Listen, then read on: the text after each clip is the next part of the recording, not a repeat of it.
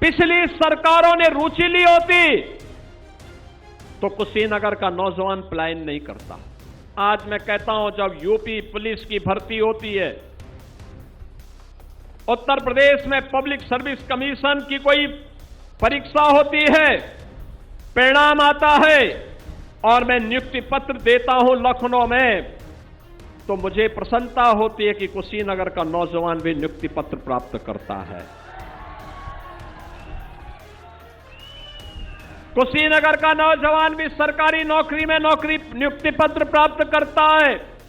अब निवेश केवल नोएडा और गाजियाबाद में नहीं होता है, कुशीनगर में भी होता है, गोरखपुर में भी होता है।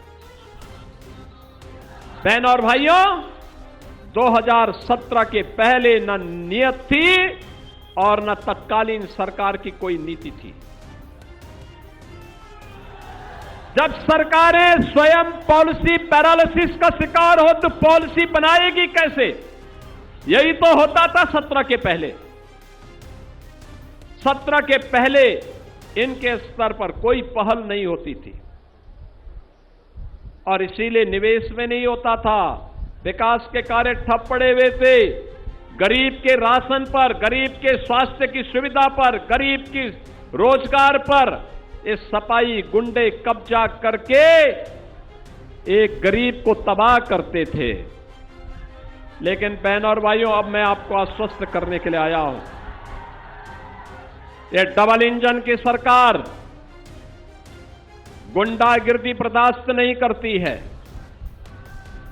आपने देखा होगा, पर्व के पहले होने वाले उत्सव में अगर कोई रंग में भंग करने का काम करता है और उपद्रव पैदा करने का कार्य करता है तो उपद्रवी से कायदे से निपटती है, बहुत कायदे से।